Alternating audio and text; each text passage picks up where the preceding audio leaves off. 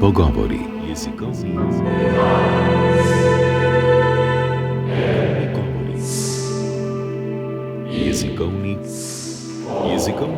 Jezikovni pogovori.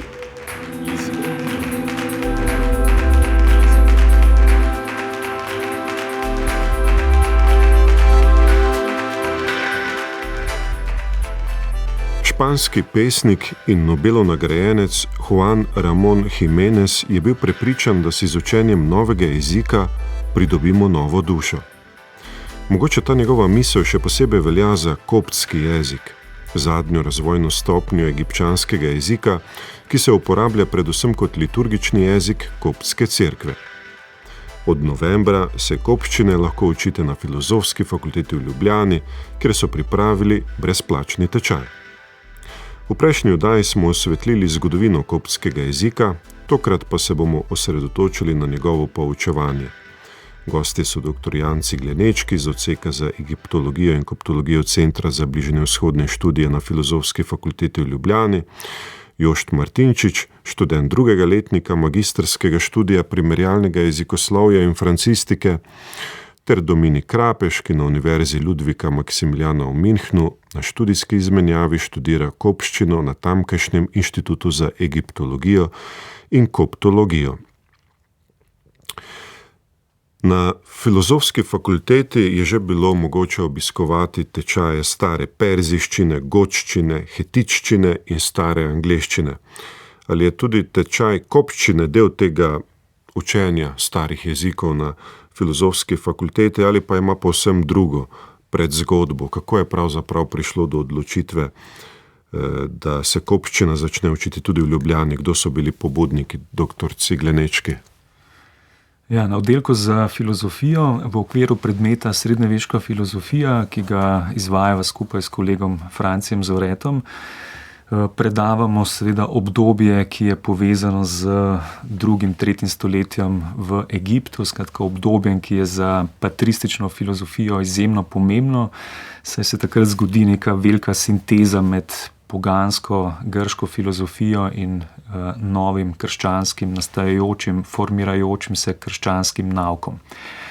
Ta del, ki je seveda ključen za nadaljni razvoj zahodne civilizacije, so potem v koptskem obdobju, torej kakšno stoletje, 2 stoletji kasneje, nadgradili z naslednjim velikim gradnikom naše zahodne kulture in civilizacije, to je z institucijo meništva, ki se pojavi v Srednjem Egiptu in v vzhodni puščavi z svetim Pahomijem in z svetim Antonom Puščavnikom. In zaradi tega velikega pomena, ki ga Egipt ima v zgodovini filozofije, se koptske teme že dolgo časa v resnici predavajo na naši fakulteti.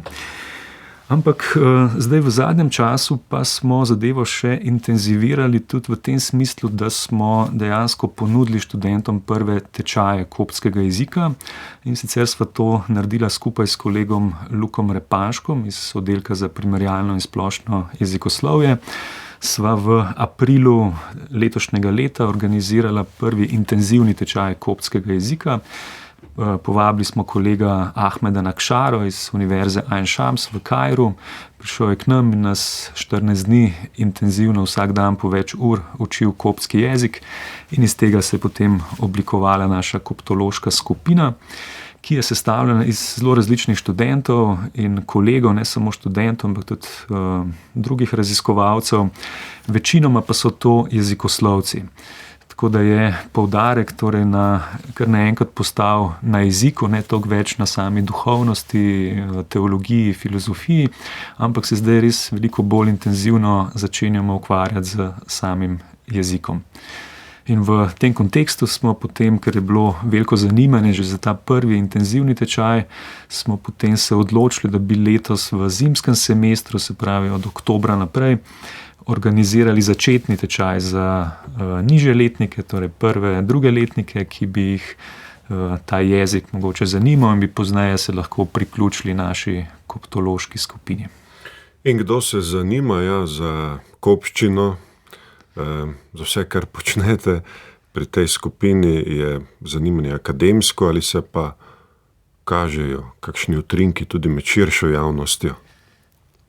Primarno je seveda akademsko, torej celotna filozofska fakulteta se pač ukvarja z raziskovanjem številnih jezikov in številnih zgodovinskih obdobij filozofije in tako naprej, tako da imamo študente iz zelo različnih oddelkov. Primarno so to študentje primerjalnega jezikoslovja, tudi klasične filologije. Veliko je mojih študentov iz oddelka za filozofijo. Marsikdo pride tudi iz oddelka za arheologijo, ker se pač zaveda, da je koptologija in kopščina nekakšna odskočna deska v študiji staroegipčanščine in s tem egiptologije.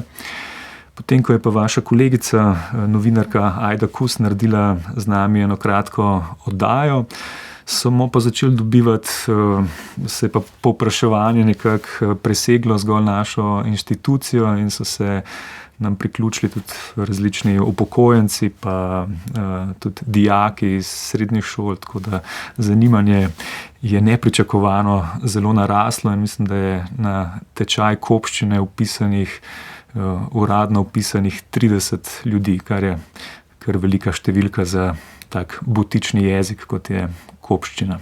Pričakovali pa ste jih? Nič nisem posebej pričakoval. Moje pričakovanje je, da iz teh 30, ki so vpisani, dejansko na koncu dobimo recimo enih 5, ki bodo to lahko nadaljevali. Torej ne gre za kvantiteto, gre za to, da pač izobrazimo ljudi, ki se bodo res lahko priključili potem nadaljnjim raziskavam in tako, da si v bistvu želim neke selekcije in da potem vsako leto znova ponudimo take tečaje, ki bodo gradile in razširile bazo ljudi, ki se nam bodo lahko pridružili pri raziskavah. Na letaku ste zapisali, da predznanje stare grščine, stare egipčanščine ali drugih klasičnih jezikov ni potrebno. Torej, kopščina, lahek jezik, ne? Ja. Kako zahtevna je z vidika slovnice in pisave v primerjavi s sodobnimi jeziki? Ja, v bistvu ta stavek smo na plakat vključili predvsem, da bi... Da se kdo ne bi ustrašil, ne? Tako, da bi tečaj lahko res dosegal čim večjo... Skupnost čim več različnih ljudi, da se te ljudje ne bi čutili seveda obvezane k nekemu predznanju. Seveda, predznanje kopščine pri nas ne moremo pričakovati, prav tako ne zares predznanje stare egipčanščine, se opravičujem. Predznanje stare grščine je nekoliko bolj pogosto in tudi do neke mere bolj uporabno. Namreč kopščina se zapisuje v grškem alfabetu, vsaj v sahitščini, ki se jo učimo, je k njemu dodanih še 6 črk iz demotske pisave, ki je avtohtona egipčanska pisava. Spet gre pa to predznanje je uporabno le do neke mere, namreč odlično je že vnaprej znati abecedo, je pa to drug jezik, ima svoja pravopisna pravila, svojo izgovorjavo, ki pa ne predstavlja takšnega problema, ker gre seveda vsaj v nekem akademskem okolju za dogovorjeno izgovorjavo, ki se tako kot pri ostalih klasičnih jezikih prilagodi nekako maternemu jeziku govorca, ki se tega novega jezika uči. Nam lahko preberete kakšen odlomek v koptskem jeziku? Dominik Rapeš, ja.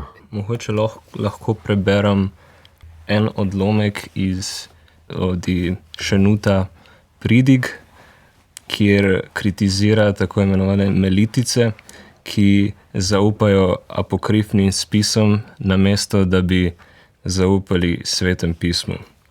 Izvolite.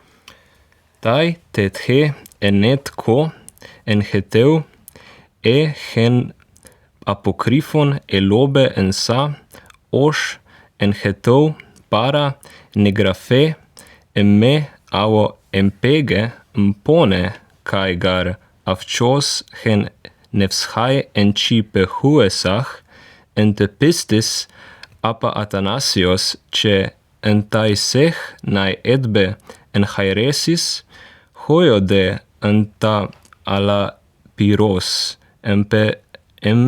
emeletianos eusoisoi emov enchen netemute eroi che apokrifon.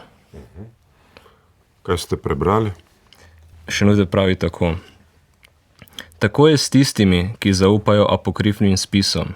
Znoreli so, ko so v njih prebrali, kar je bilo v nasprotju z resničnimi spisi in viri življenja. Zato je veliki učitelj vere, oče Atanazij, v svojih pismih rekel: To sem napisal zaradi krivoverstev in še posebej zaradi nesrečnih meliticev, ker se hvalijo z apokrifi, kot jih imenujejo. In kako dolgo je potrebno, da se lahko nekdo nauči tako dobro brati kopščino kot vi, oziroma kakšne so najpogostejše težave pri učenju kopskega jezika? Mislim, da je kopščina zanimiv jezik zaradi tega, ker ima različne tipe težavnosti besedil, v katerih lahko pristopiš. Mogoče bi rekel, da grafiti, ki jih najdemo po različnih templih po Egiptu, so zelo lahki za prebrati. Mogoče jaz sem frange ponižnjen, mogoče. To je zelo nekaj, kar lahko se naučiš zelo hitro najbrž. Potem imamo mogoče razne hagiografije oziroma opise življenj svetnikov, ki sledijo neki določeni formi, katero lahko po nekaj časa, ko se učiš, prepoznaš in prevedeš. Rekel pa bi, da so neki taki, torej neke teološke razprave oziroma teološke polemike predstavljajo neko najtežjo stopnjo, ker vsaj tukaj Šenut uporablja kompleksne, zapletene izraze, izjave, ki še sami strokovnjaki včasih ne vejo, kako jih bi prevedli. Vsekakor pa bo veliko pomoč pri učenju kopščine prva koptska slovnica v slovenskem jeziku, ki jo pripravljate, Jošt Martinčič. V katerem stadiju je? Kdaj lahko pričakujemo njeno objavo? Gre za mojo magistrsko nalogo, zato je v stadiju raziskovanja. Glede na to, da sem drugi letnik magistrskega študija in imam na voljo še absolventsko leto, ki ga bom za tako nalogo absolutno izkoristil, lahko na neko objavo, predobjavo, če za to vzamemo, oddajo moje magistrske naloge, pričakujemo nekje 1,5, 2 letih. Je pa zares namen te slovnice ravno to. Na nek način študijsko gradivo za bodoče generacije koptologov, egiptologov, naknadnih morda. In v tem je tudi največja težava. Treba je prilagoditi terminologijo, treba jo je posloveniti, treba je najti ustrezno terminologijo, ki pa mora biti seveda razumljiva študentu filozofije, študentov drugih indoevropskih jezikov, naj bo to grecist, naj bo to latinist, morda študira modern jezik. Kako vidite prihodnost kopščine v Sloveniji, dr. Jan Ciglenečki? Zaenkrat zelo lepo kaže. Torej, v zadnjih letih se res veliko dogaja, nek momentum je v zraku in ljudje se nam priključujejo, študentje začenjajo prevajati, vsak prevaja svoje stvari. Poleg kopske slovnice, ki nastaja pri Joštu pod mentorstvom Luke Repanška, pripravljamo skupaj v naši koptološki skupini tudi učbenik, oziroma učbenik berilo kopskih tekstov, ko na vsakem srečanju nekaj prevedemo, potem to obdelamo in bo iz tega na koncu nastal nek učbenik, ki bo študentom poleg slovnice pomagal pri vstopanju v koptski jezik. V prihodnosti želimo še intenzivirati to, kar že imamo. To so zelo močne izmenjave med Filozofsko fakulteto in Egiptom. Zaenkrat imamo Erasmus izmenjave med Univerzo v Fajumu in Univerzo v Ain Shamsu v Kairu. In to nam omogoča, da redno potujemo v Egipt na ekskurzije, imamo dol razstave, imamo dol delavnice, konference. V zadnjih 2 letih sem bil 4-krat z študenti v Egiptu in to so tisti momenti, ki bodo pomagali, da bodo naši študenti dejansko lahko napredovali, torej vsekakor morajo iti v tujino, se naprej izobraževati in potem to prinesti nazaj k nam. V prihodnosti upam, da bomo lahko oblikovali tudi nekakšen program egiptologije in koptologije.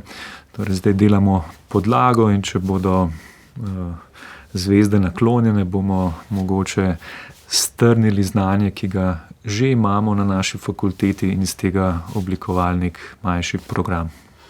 Ali se lahko zgledujete po kom, ki je že pred vami želel oživeti koptologijo oziroma študij kopščine?